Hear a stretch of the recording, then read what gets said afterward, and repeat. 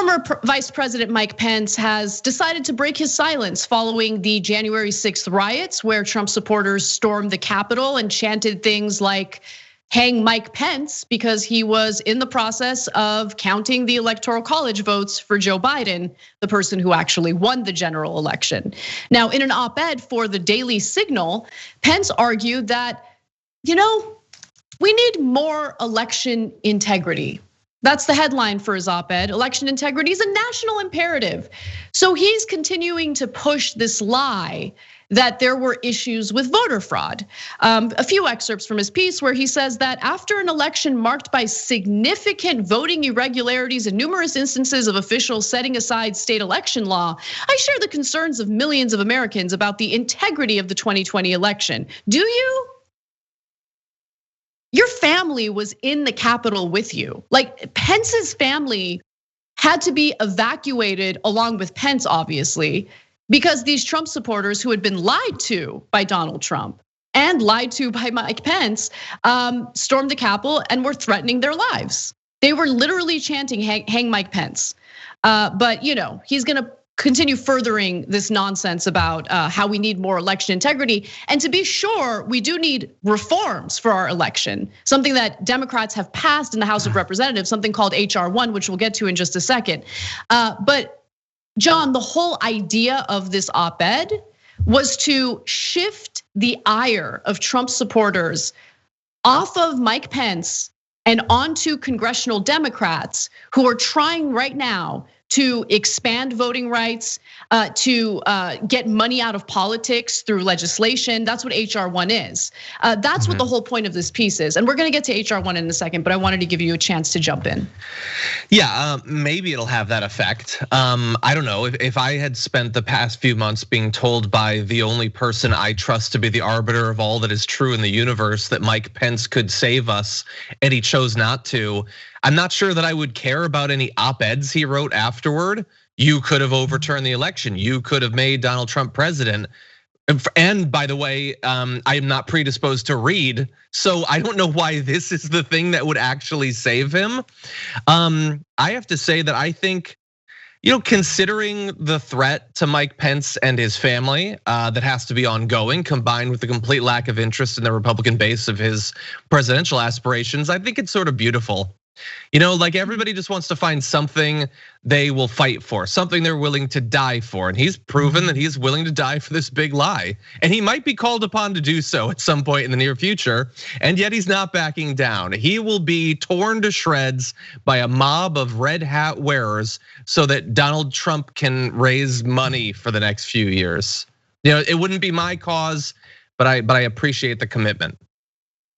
Well, the Republican Party is terrified about the potential passage of HR1, and they're pretty transparent about how they know that it would put them at a disadvantage because throughout the years, their ideas don't win over the majority of voters. What typically tends to happen is they find ways to rig the system in their advantage through gerrymandering and other tricks that they've played. And so HR1 is this opportunity to really reform elections in this country, to make it a little more fair for people, to make it easier for people to take part in it. And more importantly, the part that I enjoy the most out of this piece of legislation is the campaign finance portion of it. But here's what Pence would have you believe about HR1. And of course, all of this is complete and utter bullcrap. So he says Congress will vote this week on HR1, the so-called For the People Act, a massive 800-page election overhaul bill that would increase opportunities for election fraud, trample the First Amendment, further erode confidence in our elections, and forever dilute the votes of legally qualified eligible voters. At one point, he even argued that this would make it possible for undocumented immigrants to vote, which is not in any way true. It's just not true. You just completely made that up, completely made it up. And I know, right? And John, It's interesting that he put this op-ed out because the Supreme Court is actually hearing a case right now involving restrictive voting laws in their own state. So one of those voting laws that actually makes it very difficult for minorities to cast a ballot in the state is that if you are submitting your ballot in a precinct other than your own, well, then that ballot doesn't count. Right, and so it disproportionately impacts the minority vote in the state of Arizona, and so the case has made it to the Supreme Court. And so Amy Coney Barrett is questioning the lawyer representing the Republican Party from the state of Arizona. Just to give you a little more context before we go to this video, an attorney representing the Arizona Republican Party helpfully admitted outright that voting makes it harder for Republicans to win elections. Asked by right-wing Supreme Court Justice Amy Coney Barrett to explain the Arizona GOP's interest in upholding a state law that disqualifies ballots cast in the wrong precinct, Republican lawyer Michael Carvin responded that striking down the regulation would, quote, put us at a competitive disadvantage relative to Democrats. Now, I wanna have you hear the exchange for yourselves. Let's take a quick look. I'm interested in knowing why the RNC is in the case. So, the DNC had standing, and the district court said that it had standing to challenge the out-of-precinct policy because the policy placed a greater imperative on Democratic organizations to educate their voters, and because the policy harmed its members who would have voted out of precinct. What's the interest of the Arizona RNC here in keeping, say, the out-of-precinct ballot disqualification rules on the books? Because it puts us at a competitive disadvantage relative to Democrats. Politics is a zero-sum game.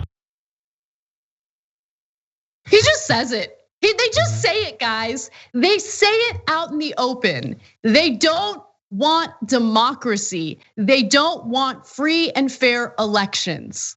Okay, they're just saying it, John. They're just saying it. They don't even care. Yeah. It's amazing. Well, and they should say it. And why not? Because in theory, like we express like, oh my God, they're just saying it, because we're not explicitly saying it, because wait, shouldn't that have consequences? Well, hypothetically, the consequence might be that you would turn off your voters because they wouldn't want to be affiliated with a group who cares so little about democracy. But all of those people believe that the other side harvests the hormones of babies and wears their face as masks. So I think they're gonna be okay. I don't think that the Republicans are gonna lose a lot of votes for trying to shut down voting, especially when it's been made very clear to all of their voters that the voting, suppression is gonna largely affect non-white voters, far more so. So it's surprising to me that it's not more explicit. I mean, it's pretty explicit. All these different bills and all of that, the completely fraudulent op-ed from Mike Pence.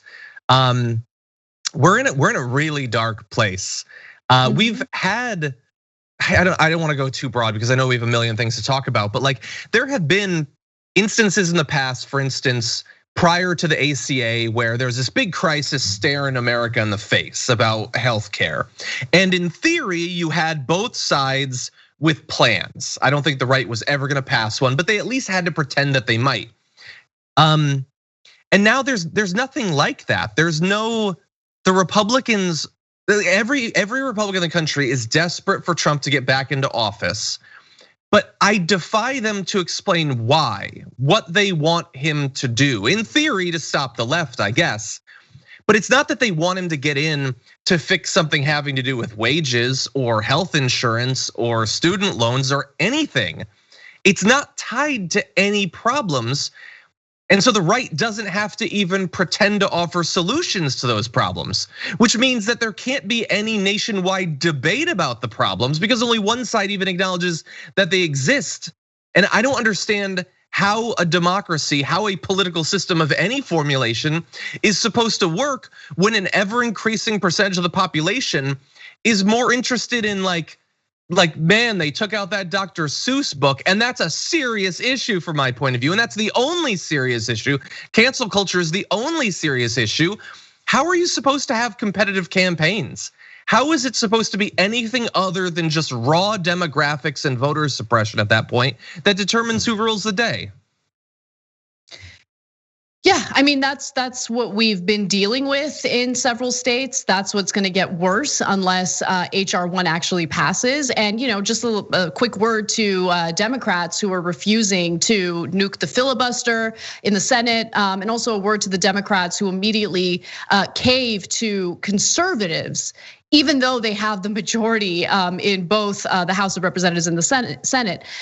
You're not gonna pass HR1. They're not gonna pass anything. Like what I'm hearing right now, how could they, right? I mean, if they caved immediately on a $15 an hour minimum wage, something that's tremendously popular, what do you think they're gonna do with the passage of HR1 in the Senate? What do you think they're gonna do, guys? Do you think they're gonna fight for it? You think they're gonna fight for it? They're not gonna fight for it. And I keep hearing all this nonsense coming from the corporate media about how Biden doesn't want to use all his political capital on a $15 an hour minimum wage in the coronavirus relief bill because he has an infrastructure bill coming up.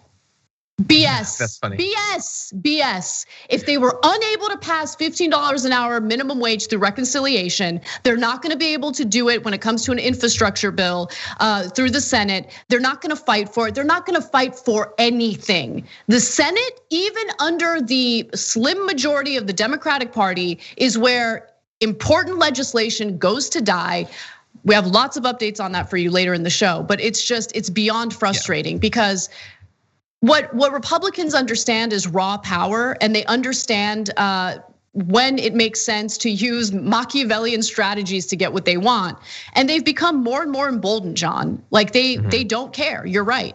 And we don't have an opposition party to them. Yeah, like I think I agree with everything that you're saying. The only issue I would take with it is they won't fight in the future because it's not even a thing where fighting could in theory work. The reason we're talking about Democrats fighting now is we have to theoretically win over Manchin and Sinema or whatever. But like on these other issues where it won't be reconciliation, it doesn't even matter if we get all of them. Fighting to get every Democrat won't matter because you're never gonna get Republicans to sign on to literally anything. We do not have a functioning government. And fundamentally, you have one party that identifies that in theory could identify problems and try to fix them. And then you have another party that doesn't want the government to literally accomplish anything. That's a huge impasse. And where you said the Republicans understand raw power, we might say hypothetically in the future, if Republicans wanted something, they would nuke the filibuster. But I would argue they already have in literally the only area that they care about with judges. They don't want those to be filibustered. In terms of legislation, they don't care about the filibuster because there's no legislation they want to pass. There's no bill that they care about actually passing. They got their tax cuts, they can get judges. They don't need a majority. They need to hold on to 40 seats and that's it. That is literally it. You're right. That's the situation we find ourselves in. So if the Democrats in the Senate aren't fighting tooth and nail to nuke the filibuster right now, there is no future for the Democratic Party. And it's just gonna continue allowing the Republican Party to accumulate more power, more influence over our elections. They're gonna continue rigging the system to their advantage. And that's the situation we find ourselves in. And look, I know this is definitely downer commentary. It's not very optimistic, but in the second hour, Nando and I are gonna discuss a number of these stories involving the coronavirus relief package. AOC compared the minimum wage in the United States to what workers get paid in Denmark. There's a very specific reason for that, and it's labor power. It's labor power. We need to stop focusing on this hero worship strategy in politics. There are no heroes in Congress. We need to make sure that we organize and empower ourselves to apply the pressure necessary to get them to bend to our will. Thanks for watching the Young Turks. Really appreciate it. Another way to show support is through YouTube memberships. You'll get to interact with us more. There's live chat emojis, badges. You've got emojis of me, Anna, John, JR. So those are super fun. But you also get playback of our exclusive member-only shows and specials right after they air. So all of that, all you gotta do is click that join button right underneath the video. Thank you.